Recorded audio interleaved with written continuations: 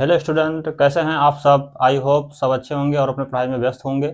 मैं रनीश सर और स्वागत है आपका अपने प्यारे से चैनल आर्यन मैथमेटिशियन क्लासेज में। तो चलिए हम लोग आपके लिए जो है कुछ भौतिक विज्ञान के फर्स्ट बुक के कुछ इंपॉर्टेंट क्वेश्चन लेके आए हैं जो आपके पेपर में बार बार पूछे जाते हैं। आइए देखिए कौन से क्वेश्चन है वो। इसमें पहला क्वेश्चन ये है कि कूलॉम का नियम व इसका सदिश स्वरूप। ठीक है ना, आप लोग कूलॉम का नियम और सदिश स्वरूप इसको पढ़ लीजिएगा। अगला क्वेश्चन है एक बिंदु आवेश के कारण वैद्युत क्षेत्र की तीव्रता का व्यंजक। फिर उसके बाद तीसरा क्वेश्चन है वैद्युत द्विध्रुव के कारण अक्षीय व निरक्षीय स्थिति में। तो इसमें अक्षीय व निरक्षीय स्थिति में वैद्युत क्षेत्र की तीव्रता भी पढ़ना है आपको और वैद्युत विभव जो अगले चैप्टर में मिलेगा वैद्युत विभव वाला। ठीक है। फिर उसके बाद है गॉस का नियम व इसके उत्पत्ति यानी इसका प्रूफ यानी इसका सत्यापन, ये आपको पढ़ के जाना है।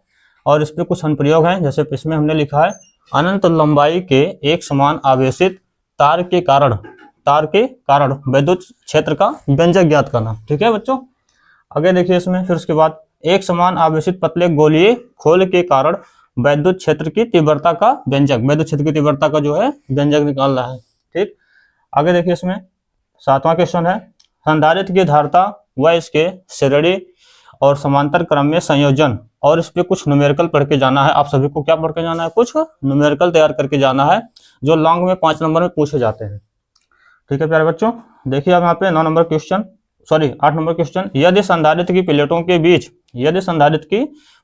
बीच ठीक है टी मोटाई की पट्टी रखी हो, कितनी मोटाई की, टी मोटाई की पट्टी रखी है, तब धारिता का सूत्र क्या होगा, इसका निगमन आपको करके जाना है। अगला क्वेश्चन है 9 नंबर अफवाह वेग यानी ड्रिफ्ट वेलोसिटी जिसे कहते हैं ड्रिफ्ट वेलोसिटी, और दूसरा है इसके बाद है गतिशीलता यानी मोबिलिटी।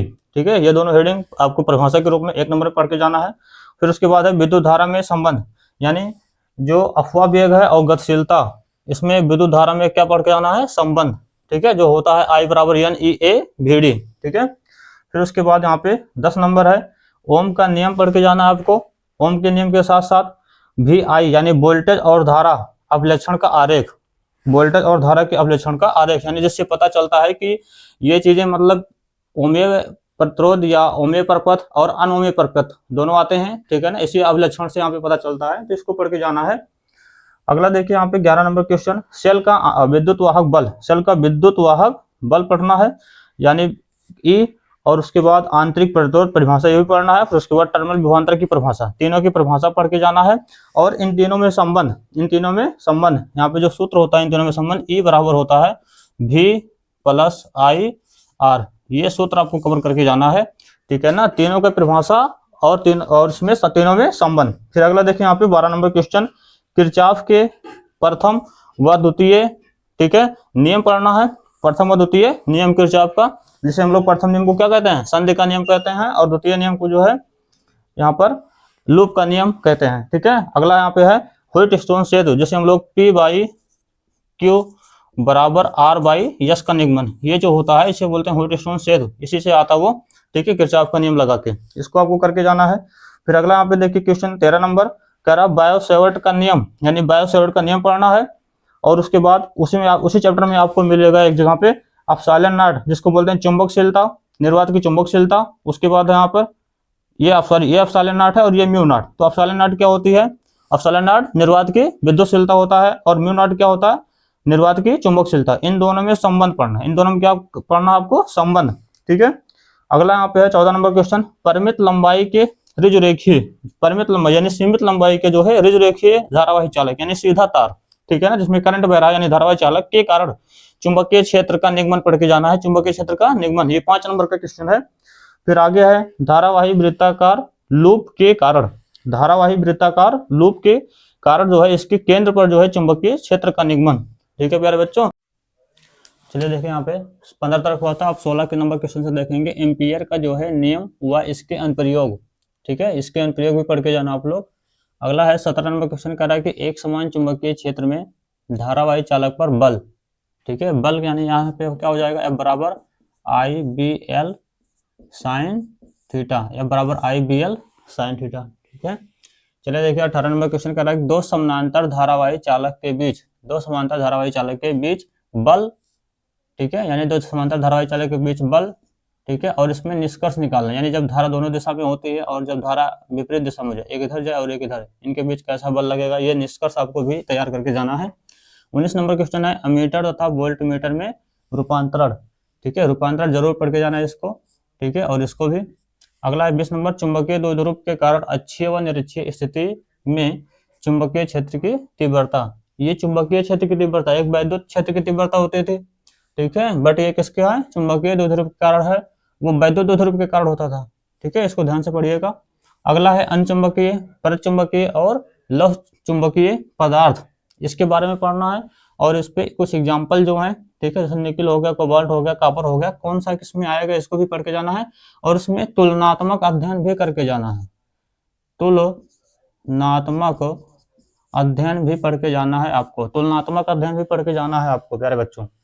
अगला है 22 नंबर विद्युत चुंबकीय प्रेरण, विद्युत चुंबकीय प्रेरण और विद्युत चुंबकीय प्रेरण का जो है फैराडे का नियम, किसका नियम, फैराडे का नियम, दो नियम इन्होंने दिया था। तो फैराडे का जो पहला नियम है, ठीक है, और दूसरा नियम, तो दूसरा नियम में क्या जाता है यहाँ पे, लेंज का नियम, जो किस पे आधारित है, ऊर्जा संरक्षण पे। तो लेंज का नियम यानी जिसमें धारा उसी का विरोध करती है जिसकी वजह से ये उत्पन्न होती है। ठीक है, तो फैराडे विद्युत चुंबकीय प्रेरण क्या है और विद्युत चुंबकीय प्रेरण से संबंधित फैराडे का नियम, ठीक है, उसमें लेंज का नियम आ जाएगा, तो ये लेंज का नियम हो गया। अगला है स्वप्रेरण व अन्योन प्रेरण के बारे में पढ़ना है, स्वप्रेरण व अन्योन प्रेरण के बारे में पढ़ के जाना है। ठीक है, फिर उसके बाद आ जाता है प्रेरण के श्रेणी क्रम और समांतर क्रम में संयोग यानी संयोजन। ठीक है, फिर उसके बाद 24 नंबर क्वेश्चन है प्रत्यावर्ती धारा का माध्य, ठीक है, जिसको यहाँ पे हम लोग कहते हैं एक्स यानी बार एक्स से लिखा जाता है, या फिर औसत मान किसका, प्रत्यावर्ती धारा का, और वर्ग माध्य मूल मान, वर्ग माध्य मूल मान, इसको भी पढ़ के जाना है। अगला है 25 नंबर क्वेश्चन है प्रत्यावर्ती धारा परिपथ में शक्ति, और फिर उसके बाद है LCR अनुनादी परिपथ, ये बहुत इंपॉर्टेंट है अब प्यारे बच्चों आपके पेपर के लिए, LCR परिपथ। अब इसमें LCR में कई केस होते हैं, जैसे जब अकेला क्या हो, L का मतलब प्रेरकत्व हो, ठीक है ना, इस प्रकार से यहाँ पर प्रेरकत्व, और उसके बाद यहाँ पे क्या है C का मतलब यहाँ पे धारता हो गया, जब धारता केवल हो, जब क्या हो, धारता हो। फिर उसके बाद यहाँ पे है R का मतलब यहाँ पे क्या हो जाएगा, जब केवल क्या हो, प्रतिरोध, और इनका कॉम्बिनेशन एक दो करके कॉम्बिनेशन है, इसको पढ़ के जाना, टोटल 5-6 हैं, 5 और 6 का निगमन तैयार करके बढ़िया से जाना डायग्राम सहित। ठीक है, चलो देखिए प्यारे बच्चों यहाँ पे प्रत्यावर्ती धारा जनित्र, और उसके बाद है डायनमो, यानी चाहे जनित्र बोले जिसको हम लोग आप लोग क्या बोलते हैं, जनरेटर बोलते हैं, अर्थात डायनमो, तो इसको भी पढ़ के जाना है फिगर सहित। और फिर उसके बाद आ जाता है ट्रांसफार्मर, ट्रांसफार्मर में इसमें दो प्रकार बांटे गए हैं, ऊंचाई ट्रांसफार्मर, ऊंचाई ट्रांसफार्मर, ऊंचाई ट्रांसफार्मर और अपचाई ट्रांसफार्मर। ठीक है, दो प्रकार से बांटे गए हैं, निम्न वोल्टेज से उच्च वोल्टेज में, उच्च वोल्टेज से निम्न वोल्टेज, यानी निम्न वोल्टेज के उच्च धारा को उच्च वोल्टेज की निम्न धारा में परिवर्तित करते हैं, ऐसे करके यहाँ पे है, तो इसको आप लोग दोनों पढ़ के जाइएगा और इसका फिगर भी बना के जाइएगा। ठीक है, बढ़िया से। फिर उसके बाद है 28 नंबर क्वेश्चन, कह रहा है विस्थापन धारा, विस्थापन धारा जिसको यहाँ पे हम लोग लिखते हैं ID से, जो एक काल्पनिक धारा होती है जिसको यहाँ पे, ठीक है, माना गया है।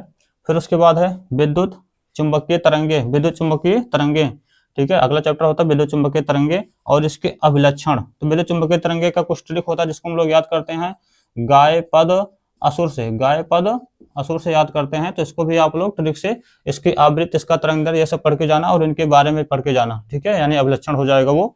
फिर उसके बाद आता है 29 नंबर क्वेश्चन विद्युत चुंबकीय तरंगों में ऊर्जा घनत्व, विद्युत चुंबकीय तरंगों में क्या है, एक छोटा सा निगमन है ऊर्जा घनत्व का। ठीक है, इसको पढ़ के जाना। फिर उसके बाद है मैक्सवेल का प्रकाश के संबंध में, मैक्सवेल का जो नियम है वो प्रकाश से संबंधित, ठीक है, विद्युत चुंबकीय तरंग का सिद्धांत, ये पढ़ के जाना है, विद्युत चुंबकीय तरंग का सिद्धांत मैक्सवेल का। फिर उसके बाद 30 नंबर आता है यहाँ पे दो समाज प्रणालिकाओं के बीच अन्योन प्रेरण। ठीक है, तो thank you for watching the video और सब्सक्राइब द माय चैनल। ठीक है, और इसको अपने प्यारे दोस्तों के पास जो है इसको शेयर कर दीजिए। तो ये फर्स्ट पार्ट की हमने जो है आज कवर कर लिया, जो है भौतिक विज्ञान के इंपॉर्टेंट क्वेश्चन जो आपके एग्जाम में आएंगे। ठीक है, और फिर उसके बाद नेक्स्ट वीडियो में हम लोग कवर करेंगे भौतिक विज्ञान के सेकंड क्वेश्चन। ठीक है प्यारे बच्चों।